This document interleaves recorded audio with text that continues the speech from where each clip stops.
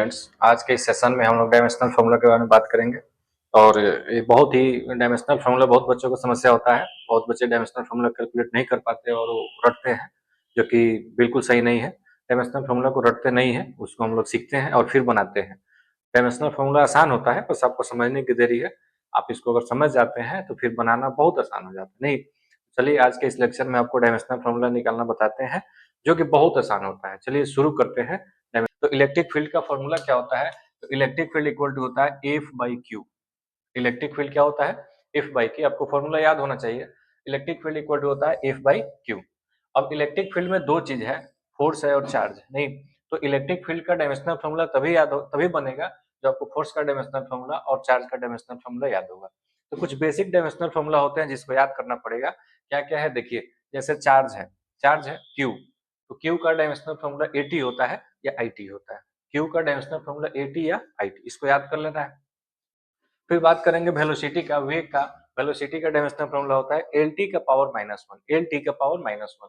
फिर बात करते हैं फोर्स का, बल का। फोर्स का डायमेंशनल फॉर्मूला होता है एम एल टी का power minus two, M L T minus two. फिर बात करते हैं वर्क का, कार्य का। वर्क या एनर्जी दोनों का सेम होता है एम एल स्क्वायर टी का पावर माइनस टू। ठीक है, तो ये बेसिक है, इसको आप याद ही रखेंगे तो ज्यादा अच्छा होगा। नहीं तो फिर फंस जाएंगे डायमेंशनल फॉर्मूला में, टाइम लग जाएगा आपका, उतना टाइम नहीं होता एग्जाम में। चलिए बात करते हैं इलेक्ट्रिक फील्ड का। तो electric field equal to F by Q होता है। नहीं, तो सबसे पहले यहाँ फोर्स का डायमेंशनल फॉर्मूला सेट कीजिए। तो फोर्स का तो हमें याद है, फोर्स का डायमेंशनल फॉर्मूला होता है M L T minus two, M L T minus two. फिर यहाँ चार्ज का सेट कर देना है। तो चार्ज का क्या होता है? तो चार्ज का होता है एटी। क्यू का क्या होता है? एटी। सॉल्व करेंगे तो जो भी नीचे टर्म है उसको ऊपर ले जाएंगे और वो अपोजिट हो जाएगा। जैसे यहाँ पे आपका एम एल, यहाँ टी का नीचे प्लस वन है, ऊपर जाएगा माइनस वन हो जाएगा। और पहले से माइनस टू है, minus two minus one, T का हो जाएगा माइनस थ्री। फिर यहाँ ए का पावर प्लस वन है, ऊपर जाएगा तो ये क्या हो जाएगा? Minus one. इस तरह से आपका इलेक्ट्रिक फील्ड का डायमेंशनल फॉर्मूला हो गया M L T minus three A minus one. नहीं, फिर बात करते हैं विद्युत विभव का। विद्युत विभव का, इलेक्ट्रिक पोटेंशियल का। तो V का फॉर्मूला होता है W by Q. V equal to क्या होता है? W by Q. ठीक है, तो W का क्या होता है, वर्क का क्या होता है? तो वर्क का आपको याद है M L square T minus two. W का होता है M L square T minus two. नीचे Q है तो Q का AT होता है। नहीं, फिर सॉल्व करेंगे तो जो भी नीचे का टर्म है उसको ऊपर हम ले जाएंगे, और ऊपर जाएगा तो साइन उसका अपोजिट हो जाएगा। अगर नीचे प्लस है तो ऊपर जाने के बाद माइनस हो जाता है, और नीचे माइनस है तो ऊपर जाएगा तो प्लस हो जाएगा। नहीं, इस बात को ध्यान में रखना है। आइए सॉल्व कीजिए इसको। एम एल स्क्वायर और टी का क्या होगा? टी का क्या होगा? यहाँ पे प्लस वन है, ऊपर जाएगा माइनस वन, पहले से माइनस टू है तो माइनस थ्री हो जाएगा। ए का प्लस वन, ऊपर जाएगा माइनस वन। ये हो गया आपका विभव का, हो गया पोटेंशियल का हो गया। फिर बात करेंगे रेजिस्टेंस का। तो आर का सबसे पहले फॉर्मूला देखेंगे तो आप पढ़े होइएगा Ohm's law, V equal to होता है आई आर। तो आर इक्वल टू क्या हो जाएगा? V बटा आई। नहीं, तो फिर यहाँ फॉर्मूला आपको याद हो गया, R equal to V by I होता है। यहाँ V मतलब वोल्टेज, पोटेंशियल। तो V का क्या होता है आपको अभी तो कैलकुलेट किए हैं, M L square T minus three A minus one, और नीचे क्या है? आई। तो आई का ए होता है, ए मतलब एम्पियर, या आई भी हो सकता है। तो सॉल्व करेंगे तो क्या हो जाएगा आपका? M L square T minus three, और ए का नीचे प्लस वन, ऊपर जाएगा माइनस वन, पहले से माइनस वन है, माइनस वन क्या हो जाएगा? माइनस टू हो जाएगा। नहीं, तो इस तरह से हम लोग रेजिस्टेंस का भी कैलकुलेट कर लिए। फिर हम आगे बात करते हैं चुंबकीय क्षेत्र का, मैग्नेटिक फील्ड का। तो मैग्नेटिक फील्ड का यहाँ पे आपको फॉर्मूला याद होना चाहिए। मैग्नेटिक फील्ड का फॉर्मूला क्या होता है सुनिए। सबसे पहले आपको बताया, एक फॉर्मूला आपको याद होना चाहिए। Magnetic force F equal to होता है Q V B sine theta. Magnetic force F equal to क्या होता है? चुंबकीय बल F इक्वल टू क्या होता है? Q V B sine theta. यहाँ भी मतलब वेलोसिटी, वेग है, इसको विभव नहीं समझना है। फिर यहाँ से कन्वर्ट करेंगे तो B इक्वल टू क्या हो जाएगा? F बाई क्यू भी साइन थीटा। नहीं, तो यहाँ से हम कन्वर्ट करेंगे तो मैग्नेटिक फील्ड का एक फॉर्मूला मिलेगा, B equal to F by Q भी साइन थीटा। चलिए बात करते हैं। तो यहाँ पे B इक्वल टू क्या हो जाएगा? F बाई क्यू भी साइन थीटा। ठीक है, तो यहाँ साइन थीटा, कॉस थीटा, या जो भी कोई एंगल वाला टर्म है तो उसका डायमेंशनल फॉर्मूला नहीं होता है, उसको नेग्लेक्ट करेंगे, वो डायमेंशनलेस होता है। ऊपर है फोर्स, तो फोर्स का तो आपको याद है M L T minus two होता है। क्यू का क्या होता है? तो क्यू का एटी होता है। वेलोसिटी का क्या होता है? तो वेलोसिटी का आपको पहले ही बता दिए, एल टी माइनस वन होता है, एल टी माइनस वन। आप इसको सॉल्व करेंगे तो क्या मिलेगा?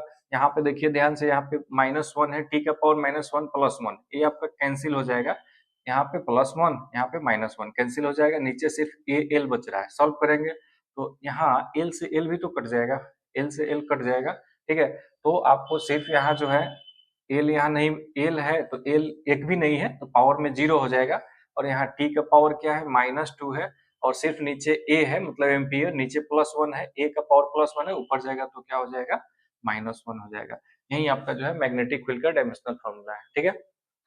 आप इसको खुद से करेंगे, खुद से करेंगे, ठीक है। आइए देखिए आगे बताते हैं। फिर बात करते हैं निर्वात की चुंबकशीलता, इसको बोलते हैं म्यू नॉट, म्यू नॉट, ठीक है। Permeability of free space, mu naught का डायमेंशनल फॉर्मूला आपको बताना है। तो म्यू नॉट का डायमेंशनल फॉर्मूला बताने के लिए सबसे पहले इसका फॉर्मूला आपको याद होना चाहिए। तो आपको बायो सेवर्ट का एक फॉर्मूला मिलता है, dB equal to mu naught upon 4 pi I D L sine theta by R square. Class 12 के जो भी स्टूडेंट है जिनको भी एग्जाम देना है उसको तो ये फॉर्मूला याद ही होगा, ये बहुत ही फेमस फॉर्मूला है बायो सेवर्ट का। तो D B equal to mu naught by 4 pi I D L sine theta by R square. यहाँ पे हमें म्यू नॉट का डायमेंशनल फॉर्मूला चाहिए, तो आप इसको क्रॉस करेंगे, क्रॉस करेंगे तो म्यू नॉट इक्वल टू क्या हो जाएगा, ये चला जाएगा D B into 4 pi R square by क्या हो जाएगा I D L sine theta. नहीं, तो इस तरह से इस फॉर्मूला को आप सॉल्व कीजिएगा तो D B mu naught equal to हो जाएगा क्या, म्यू नॉट इक्वल टू हो जाएगा D B 4 pi R square, और नीचे हो जाएगा I D L sine theta. तो म्यू नॉट इक्वल टू हम लिख देंगे डी बी, यहाँ पे हो जाएगा आपका 4 पाई आर स्क्वायर, और नीचे क्या है आपका आई डी एल साइन थीटा। नहीं, तो फिर यहाँ डायमेंशनल फॉर्मूला जब बनाएंगे तो यहाँ 4 पाई क्या है, 4 पाई कांस्टेंट है, इसका कोई डायमेंशनल फॉर्मूला नहीं होता है। ये साइन थीटा भी कोई डायमेंशनल फॉर्मूला नहीं होगा। और सुनिए, यहाँ डीबी मतलब स्मॉल मैग्नेटिक फील्ड, ये मैग्नेटिक फील्ड है, ठीक है। आर मतलब क्या है, डिस्टेंस है। आई मतलब आपका करंट है, और डीएल मतलब क्या, लेंथ है, स्मॉल लेंथ है। नहीं, तो डी का मतलब होता है स्मॉल, तो यहाँ पे स्मॉल मैग्नेटिक फील्ड, तो मैग्नेटिक फील्ड का डायमेंशनल फॉर्मूला तो आपको याद है। मैग्नेटिक फील्ड का डायमेंशनल फॉर्मूला यहाँ से लिखेंगे एम एल जीरो टी -2 ए -1, ठीक है। फिर यहाँ पे क्या है, यहाँ पे आर है तो आर का एल होता है, तो आर स्क्वायर मतलब एल स्क्वायर।